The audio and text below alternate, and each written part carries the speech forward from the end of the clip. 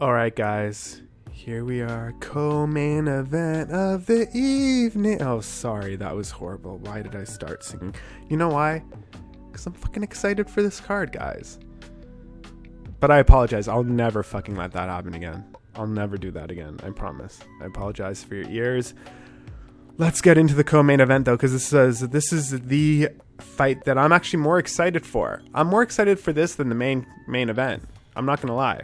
I think a lot of you guys are too. I think fight fans, like true fight fans, are more excited for this fight. So let's break it down for you. Dan Hooker versus Michael Chandler. And this is what I'm going to call my risky pick of the evening. So where we have no bets and where we have, confident picks, we have risky picks. And this is what I call my risky pick of the night. Right, both of these fighters have 7 wins by submission, and Hooker has 10 wins by KO, where Chandler has 9 wins by knockout. Hooker comes in with 6-inch reach advantage and a 2-inch height advantage.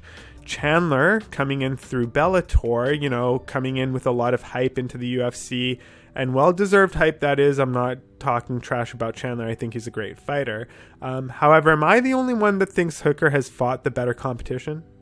I mean, I look at the list, and there's a lot of hype here on Chandler, and it seems like this is a fight that's set up where he's supposed to come in and put a stamp of approval on his name, and he's going to get this big win against Dan Hooker, and, he's going to show up into the UFC and drop some jaws, or I don't know. But I think it's unwise to count out Dan Hooker in any way here. I think Chandler will have a tough time with Hooker, especially with the reach advantage. And Hooker also comes from one of the best camps and coaching teams, City Kickboxing, especially within the past few years. We've seen a lot of success coming from that team. And Hooker has, a huge advantage in the coaching and fighting IQ, I would say, when it comes to that. I think Chandler will have more success if they grapple or wrestler. I think Chandler will have more success if they grapple or wrestle. Whereas if they stand up, it's going to be Hooker's advantage and Hooker's game all day. Another thing to consider is that Hooker has only ever been knocked out once, and only on one occasion. So you can't really rely on Chandler being able to knock him out. Also remember, Chandler is coming into the UFC on a lot of hype. To put that in perspective, Ben Askren came in on a lot of hype. We saw what happened with him. So just because a fighter is hyped up, and I'm not putting Ben Askren in the same category as Michael Chandler, but my point being is that a lot of fighters come in that are expected to do well in the UFC, and they don't. So is that going to be what happens here with Chandler? It's a possibility, and especially when you bring in a fighter and then you put him at the very top just because he belonged at the very top in another organization, but that other organization doesn't have the same level of caliber of fighters as the top 10 in the UFC. They just don't.